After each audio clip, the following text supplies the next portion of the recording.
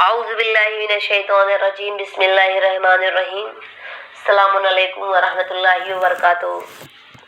आज हम अपनी इस मुख्तसर सी वीडियो में बताने वाले हैं मुहासबे नफ्स क्या है। नफ्स का मुहासबा कैसे करें। इमाम मासूमीन फरमाते हैं मन लम युहासिबुन नफ्सहु फलैसा मिन्ना।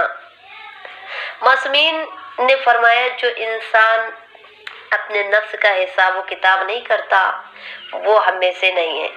इंसान अपने नफ्स का मुहासबा करे, अपने नफ्स का हिसाब व किताब करे, यानी अपने आप को परखे, चेक करे, देखे इंसान अपनी जिंदगी में कितना भी बड़ा मालिक हो, हाँ वो अपनी जिंदगी में वो चाहे एक छोटा सा काम करे या एक छोटा सा परिवार ही चला रहा हो, या वो कोई कंपनी का मालिक हो, या वो किसी कंट्री को चला रहा हो, रोजाना का हिसाब किताब करना उसकी जिम्मेदारी है। और ये एक अहम जिम्मेदारी है।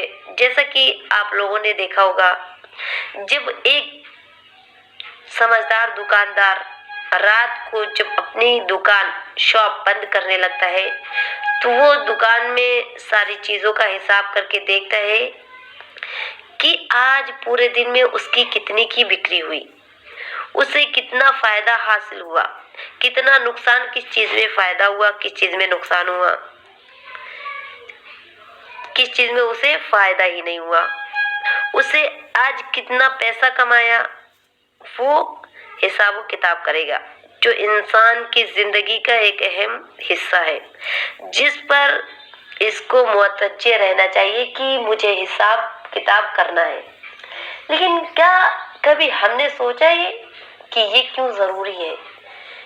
याद रखिए, दुकानदार सारे काम इसलिए करता है कि उसकी दिन भर की मेहनत बेकार न होने पाए।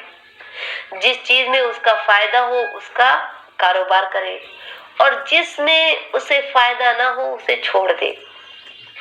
कितना भी बड़ा दुकानदार हो, इंसान बगैर हिसाब किताब के आगे नहीं बढ़ सकता।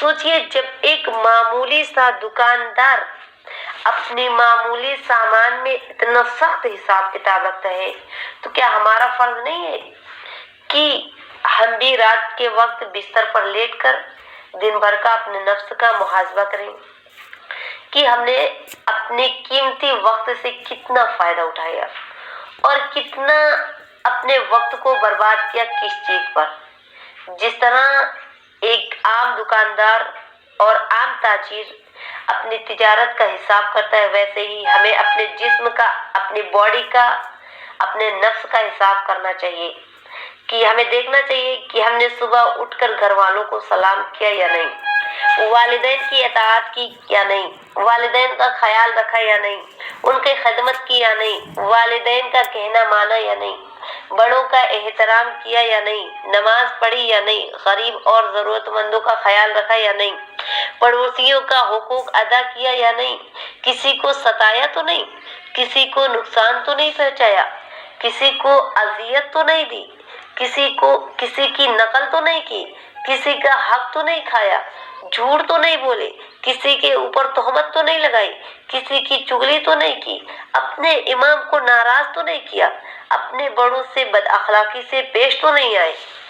इसी को मुहासबे नफ्स कहते हैं। ये मुहासबे नफ्स इस्लाम की नजर में इतनी जरूरी है, इतनी जरूरी चीज है कि इमाम ने फरमाया अगर कोई मुहासबे नफ्स नहीं करता तो वो हम में से नहीं है, यानी हमारा उससे कोई ताल्लुक नहीं है।